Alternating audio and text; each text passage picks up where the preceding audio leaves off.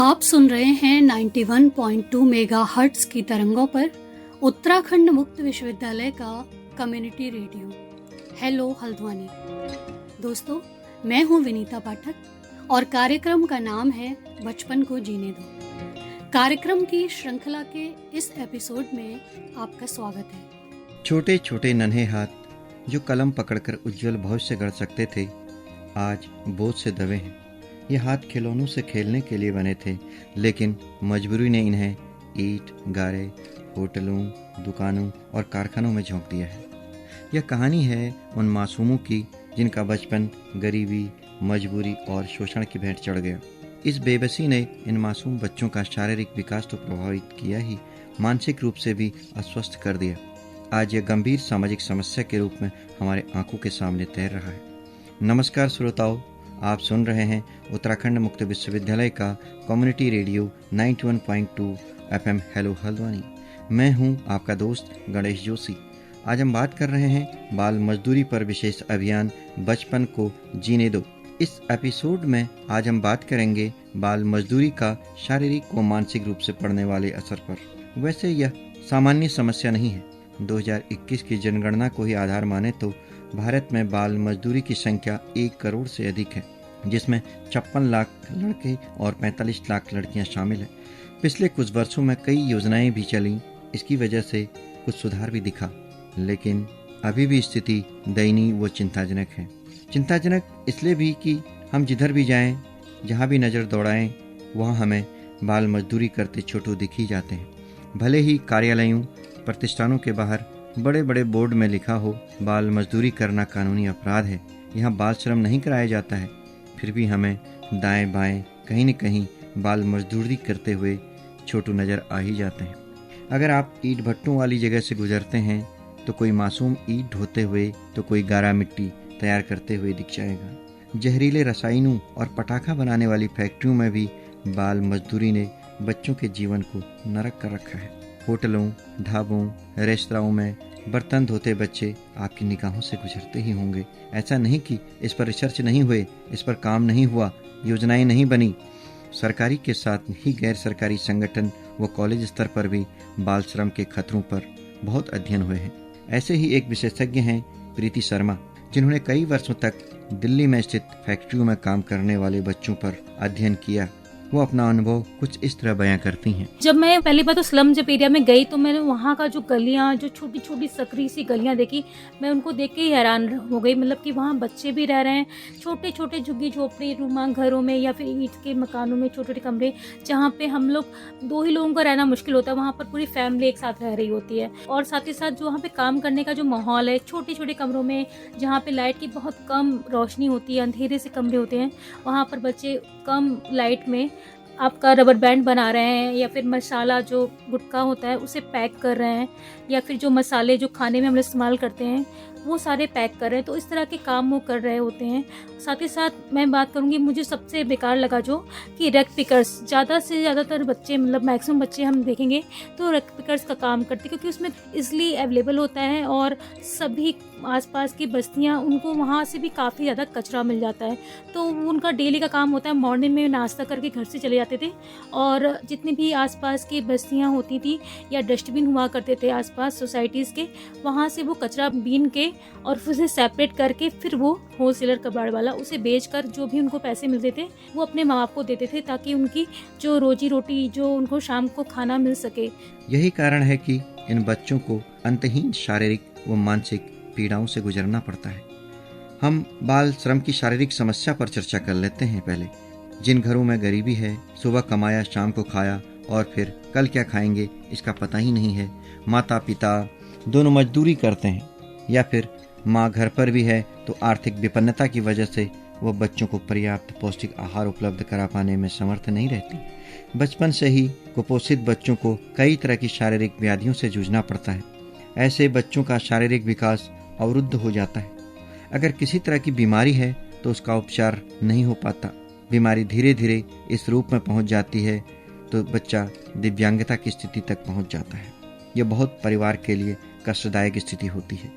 जब हमने बाल मजदूरों की शारीरिक परेशानियों, बीमारियों और उनके इलाज के तरीकों और उनके पारिवारिक स्थिति पर हमने राजकीय मेडिकल कॉलेज में बाल रोग विभाग के विभागाध्यक्ष डॉक्टर ऋतु कोलिया से बात की तो उनका कहना है, बहुत सारी स्टडीज हैं जिसमें पाया गया है जो बच्चे बाल श्रम में होते हैं, माँ बाप अपने आप को कुछ भी बताएं पर इन सभी बच्चों की ग्रोथ मतलब हाइट, वजन और BMI जो हम बच्चे का देखते हैं हाइट के हिसाब से उसका वजन कितना हो रहा है, तो इस सभी अनुपाम जो हम एंथ्रोपोमेट्री बोलते हैं बच्चे के, ये सारे इंडाइसेस में बच्चा बाकी बच्चों से काफी पीछे आ जाता है। तो बाल श्रम से बच्चे की ग्रोथ में बहुत असर पड़ता है। इसमें बहुत सारी स्टडीज हैं जो ये निर्णायक रूप से प्रूव कर चुकी हैं। तो बच्चों के लिए बाल श्रम कभी भी अच्छा नहीं हो सकता शारीरिक स्वास्थ्य के हिसाब से।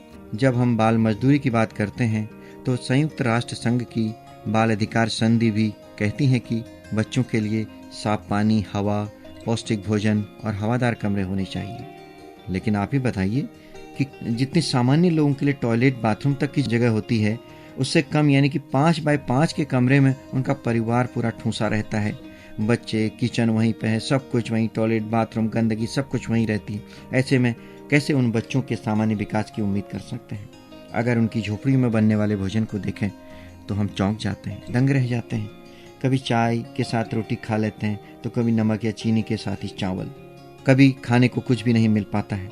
यहाँ तक कि बाजार में मिलने वाले सस्ते चिप्स, खुले में बिकने वाले धूल धुएं, बासी समोसे, मिठाई आदि ऐसी ही चीज़ें खा लेते हैं जो डायरिया, हेपेटाइटिस, पीलिया जैसी गंभीर संक्रामक बीमारियों का कारण बन जाते हैं। और अक्सर ऐसे बच्चे इसी तरह की बीमारियों से ग्रस्त रहते हैं। जबकि इस पर कई बार चर्चा हुई है, कई बार अध्ययन भी हुए हैं, विशेषज्ञों की ओर से इससे संबंधित रिपोर्ट भी जारी हुए हैं। अक्सर इन परेशानियों को हम सुनते हैं, महसूस भी करते हैं। और अगर हम इसी विषय पर अपने बाल रोग विशेषज्ञ डॉक्टर ऋतु कोलिया से बात करते हैं तो वह कुछ इस तरह बताती हैं। एक तो देखिए न्यूट्रिशनली है, बच्चे का पूरा हाइट, वेट कम होता है, उसके शरीर में हीमोग्लोबिन वगैरह की मात्रा भी कम पाई गई है। दूसरा, इन बच्चों को जिस जगह पे वो काम कर रहे हैं तो उसमें देखा गया उसमें बच्चों को चोट लगने का भी खतरा होता है। जैसे बच्चे ज्यादातर हम देखते हैं इंडिया में कि खेती में बहुत काम करते हैं क्योंकि उनको पैसा कम देना पड़ता है एडल्ट लेबर के हिसाब से, घर में ही काम करते हैं, सस्ते में मिल जाता है, आपने उनको हेल्प के लिए बुला लिया, फ्री में थोड़ा खाना दे दिया।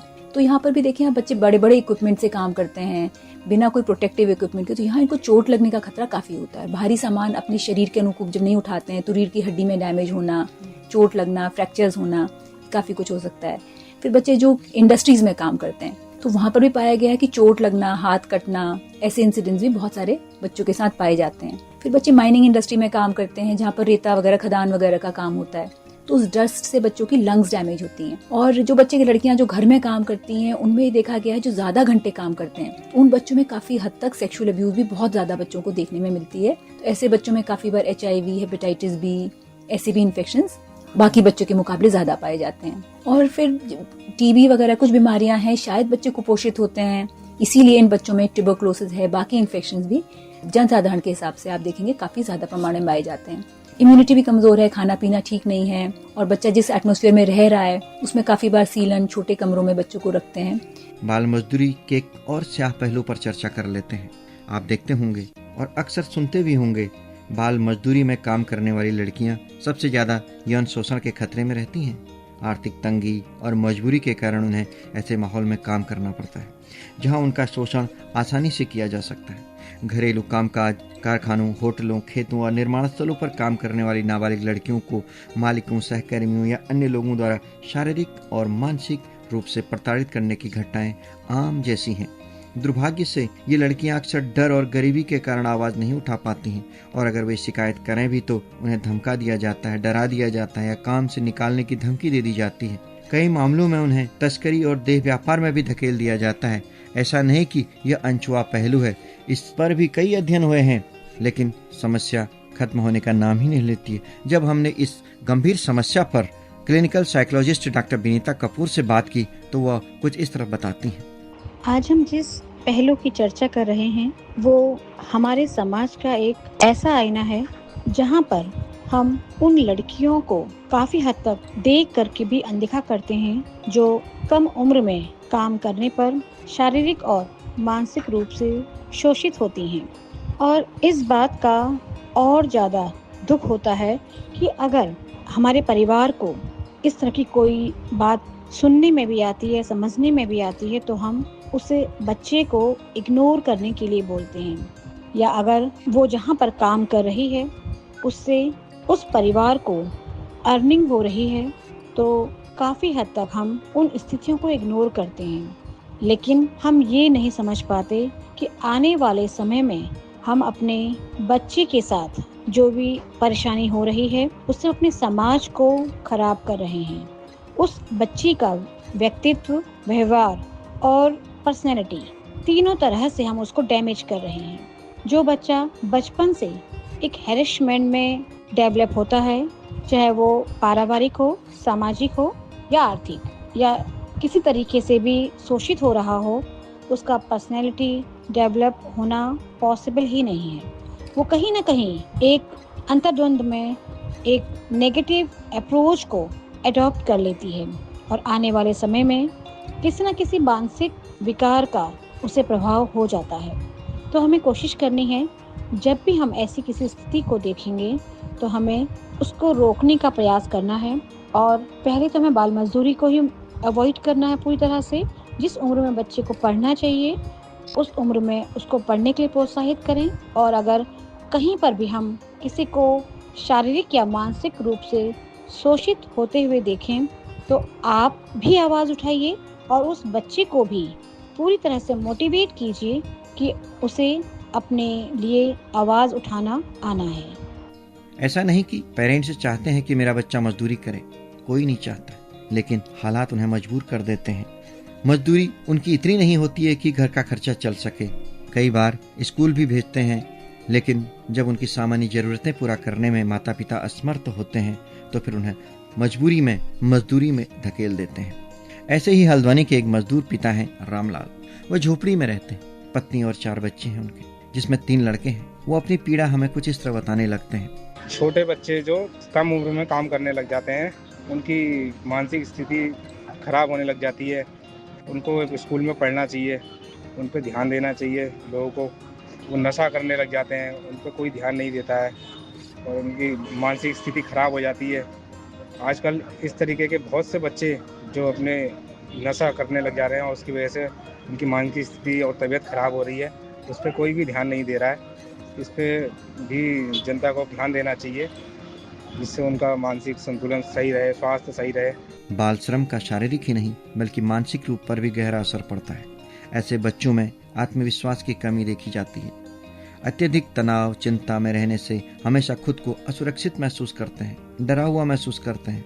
कठिन परिस्थितियों में काम करते हुए अक्सर शोषण का शिकार होते हैं। इसमें उन्हें मानसिक व भावनात्मक आघात पहुंचता है। ऐसे बच्चे आत्मसम्मान खो बैठते हैं। इसका नतीजा यह भी होता है कि कई बार चोरी, लूट जैसी आपराधिक घटनाओं में ऐसे ही बच्चे लिप्त पाए जाते हैं, पकड़े जाते हैं।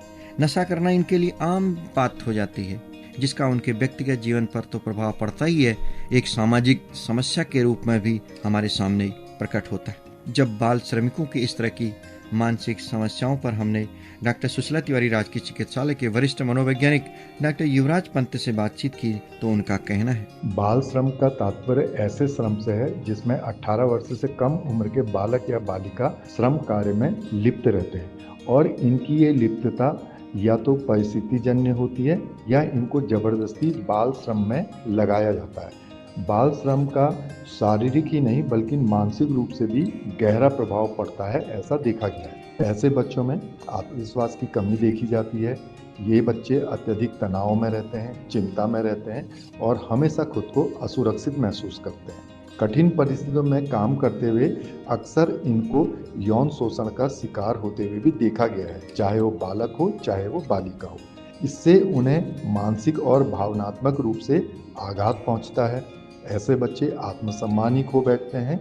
इसका नतीजा यह होता है कि कई बार चोरी, लूट जैसी आपराधिक घटनाओं में भी ये लोग लिप्त हो जाते हैं। नशा करना इनके लिए एक आम बात हो जाती है, जिसका उनके व्यक्तिगत जीवन में तो प्रभाव पड़ता ही है, साथ ही साथ सामाजिक रूप से भी इनको एक प्रकार से तिरस्कार का सामना करना पड़ता है। आपने सुना है कि किस तरह बाल श्रम बच्चों का शारीरिक व मानसिक विकास प्रभावित होता है। यह केवल सामान्य समस्या अपराध नहीं है, बल्कि यह सामाजिक अभिशाप के रूप में हमारे सामने है। जबकि हमारे देश में बाल श्रम पर कठोर कानून बने हैं, इसके बावजूद बाल श्रम जैसी सामाजिक बुराई खत्म होने का नाम ही नहीं ले रही। अब जरूरत है कि हम सभी जागरूक बने, न बाल श्रम करवाएं और कोई करवाता है तो उसका विरोध भी करें, आवाज़ उठाएं और ऐसे बच्चों को प्रेम दें और जितना संभव हो सके उनकी मदद करें। एक नागरिक होने के प्रति अपनी जिम्मेदारी निभाएं। अगर हम एक भी बच्चे को इस नरक से बचा पाएं तो समझिए कि हमने सच में इंसानियत के लिए कुछ किया। नमस्कार। तो इस एपिसोड में आपसे विदा लेती हूँ। अगले एपिसोड में फिर मिलेंगे। नमस्कार। दोस्तों, आपको पता है 14 साल से कम उम्र के बच्चों से काम करवाना जुर्म है। ऐसा करने वालों को बाल एवं किशोर श्रम अधिनियम 1986 के तहत सजा होगी। जहां कहीं भी बच्चों का होते देखो शोषण, फट से फोन घुमा दो 1098 पर।